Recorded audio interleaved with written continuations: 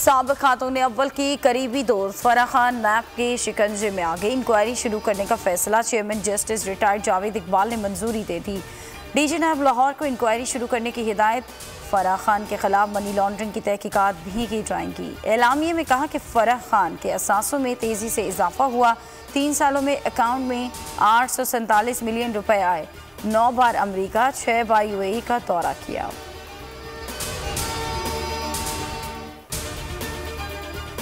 आइन शिकनी पर साबिक हुकूमत की अहम शख्सियात के खिलाफ रेफरेंस दायर करने का फैसला। वजारत दाखिला और वजारत कानून को रेफरेंस की तैयारी की हिदायत। रेफरेंस सदर आरिफ अलवी, इमरान खान, असद कैसर, कासिम सूरी, गवर्नर पंजाब उमर सरफराज चीमा के खिलाफ बनेगा।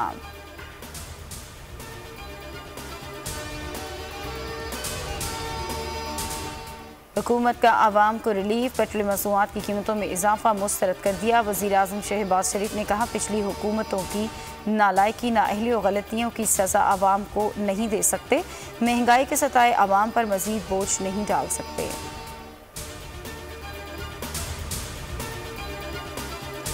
डिप्टी स्पीकर पंजाब असम्बली दोस्त मोहम्मद मज़ारी के खिलाफ तहरीक अदम एतमाद पर वोटिंग ना हो सकी। तैयारी धरी के धरी रह गई।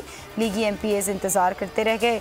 परवेज़ इलाही ने इजलास शुरू होने से पहले ही 16 मई तक मुलतवी कर दिया। कहा, अदालत फैसला कर ले, असम्बली हमने चलानी है या पुलिस ने।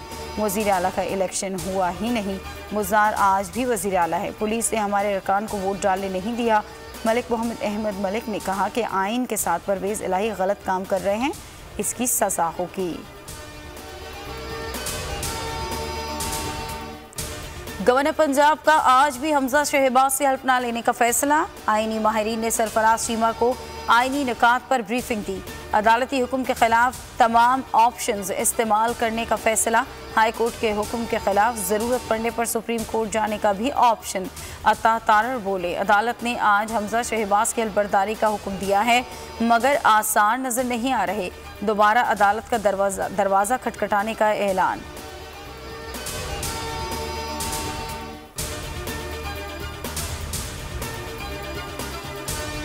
सदर और गवर्नर की नाकामी के बाद अदालत आइन की मुहाफिज है। लाहौर हाई कोर्ट ने हमजा शहबाज का हल्फ लेने के फैसले की वजूहात जारी कर दी। तफसीली फैसले में कहा, आर्टिकल 199 के तहत कोई भी कानून से बालातर नहीं। अदालत को इख्तियार है आर्टिकल 255 के तहत हल्फ लेने की हिदायत जारी करे।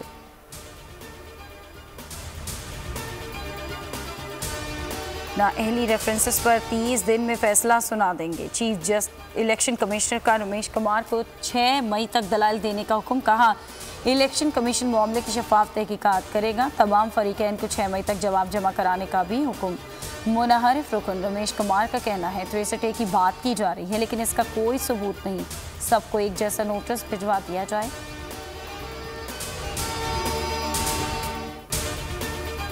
इलेक्शन कमीशन आईनी इदारा है। तमाम फैसले आइन और कानून के तहत किए जाते हैं। इलेक्शन कमीशन का इमरान खान से इल्ज़ामात के सबूत मांगने का फैसला। पेशावर वर्कर्स कन्वेंशन से खिताब कर रिकॉर्ड पैमरा से तलब। रिकॉर्ड मिलने के बाद नोटिस जारी किया जाएगा। कहा, जनवरी 2020 से लेकर आज तक तमाम फैसले इत्तफाक राय से किए। कोई एक भी फैसला ऐसा नहीं जिसमें इख्तलाफी नोट किया गया हो।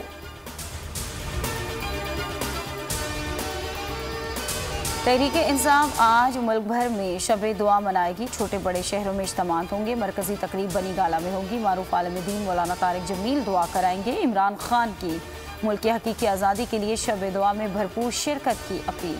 चेयरमैन PTI कल मुल्तान जाएंगे। वर्कर्स कन्वेंशन से खिताब शेड्यूल्ड।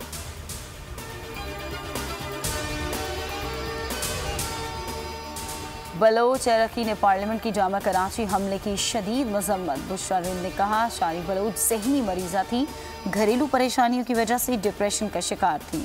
दिमागी बीमारी का एतराफ़ उसके शौहर ने भी किया। जुबैदा जलाल की धमाके की मजम्मत। बोली, देखना होगा इंतहाई कदम की वजह क्या थी। माजबी शेरान के मुताबिक शारी के ख़ानदान से कोई भी मिसिंग नहीं था।